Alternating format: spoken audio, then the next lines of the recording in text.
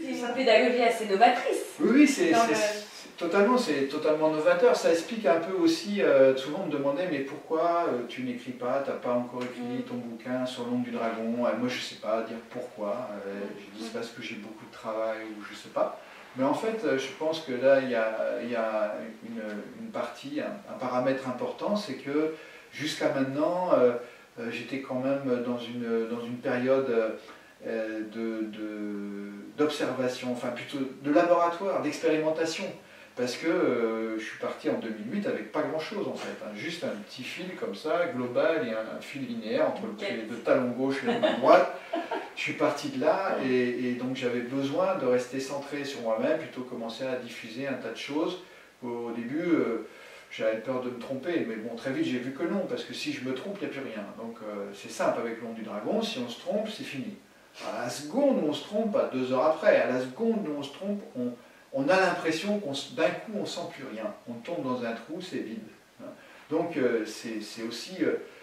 c'était aussi très passionnant, très enrichissant de travailler là-dessus, de voir mais qu'est-ce qui fait quelles sont les conditions pour que ça reste, qu'est-ce qui fait que ça disparaît, comment on fait quand ça disparaît, parce que de faire de la formation, d'être dans les stages aussi, il y a plein de questionnements, on rencontre plein de gens avec plein d'histoires de corps et d'esprits différents qui font on a des difficultés, on rencontre des difficultés inattendues.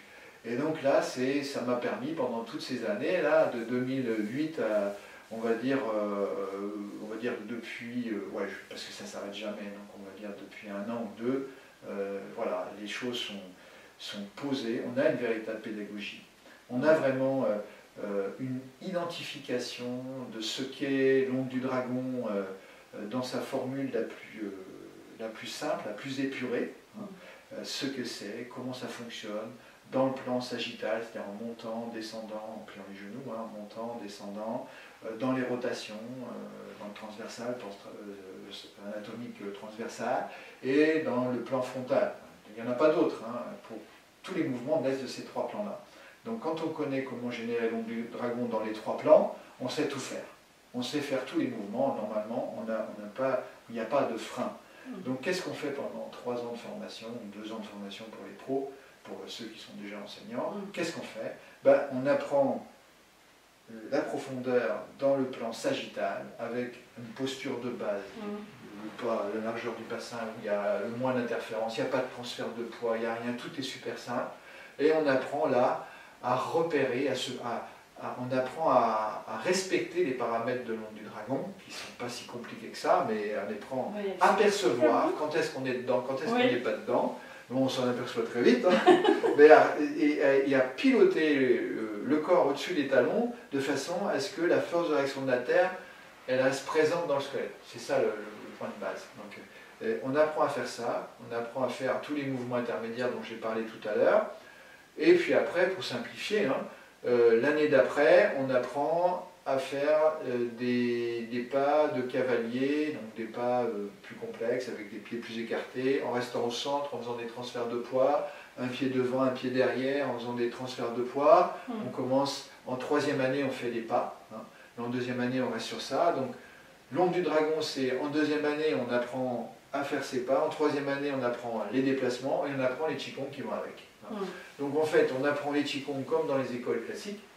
Tous les qigong, on apprend des qigong, on a vraiment un répertoire important. Avec l'angle de ballon. Et voilà, la différence, c'est la pédagogie.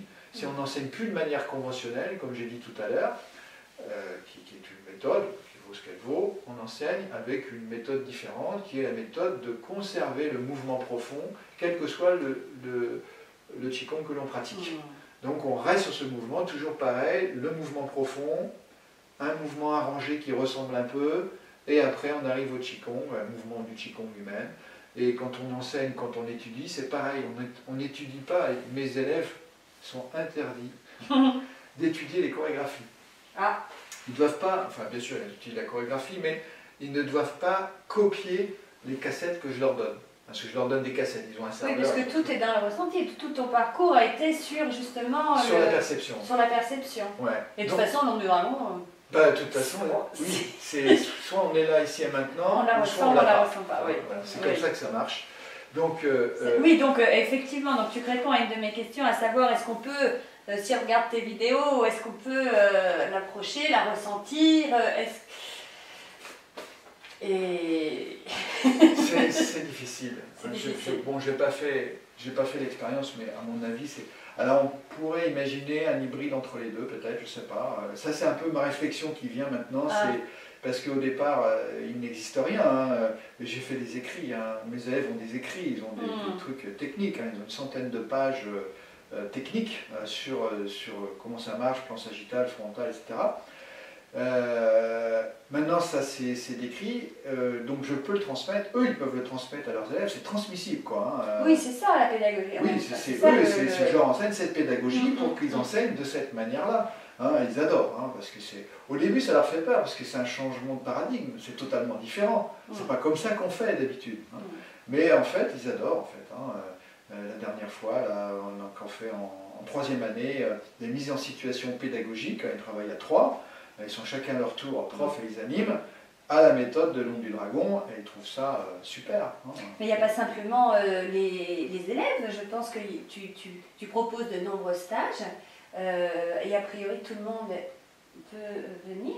Oui, ça, oui. tout le monde peut, on n'est pas obligé d'avoir pratiqué Qigong ou autre pour parvenir à ressentir l'onde du dragon. Ah, pas du tout, hein, pas du tout. Et je veux dire, en fait, alors je vais parler un peu de formation parce que c'est là où on se démarque un peu dans l'école. Ouais. C'est-à-dire on ne prend pas non plus n'importe qui. On est un entretien. Par contre, ce qui va conduire, c'est est-ce que d'abord on a l'habitude de pratiquer des choses seules, quel que soit, ça peut être n'importe quoi, un sport, n'importe, c'est pas forcément le Qigong. Est-ce qu'on a l'habitude d'être en conscience avec soi-même, etc. Plus que vous avez fait combien d'années de Qigong? Parce que quelque part... Au contraire, c'est même parfois au début ça peut être gênant, on pourrait en reparler, parce que au début évidemment on a des habitudes, donc on a du mal à s'en dépêtrer, mais aussi on a quand même un background.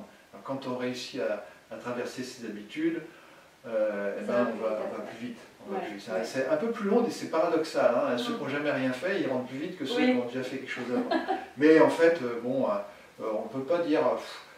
c'est un peu, ça va être l'histoire de quelques jours, ça ne dure pas 10 ans. Hein, c'est pas 10 ans. Donc en fait, l'onde du dragon, elle permet, ce que j'aurais envie de dire, c'est que l'onde du dragon, elle permet, à condition d'avoir des préalables quand même, hein, mais elle permet, même si on n'a pas un gros background en Qigong, elle permet d'avoir, de progresser de manière fulgurante, puisqu'on reste sur le cœur. Ça va beaucoup plus vite que de manière conventionnelle, puisque au final on est quand même branché sur le cœur du mouvement, sur le Sheng là.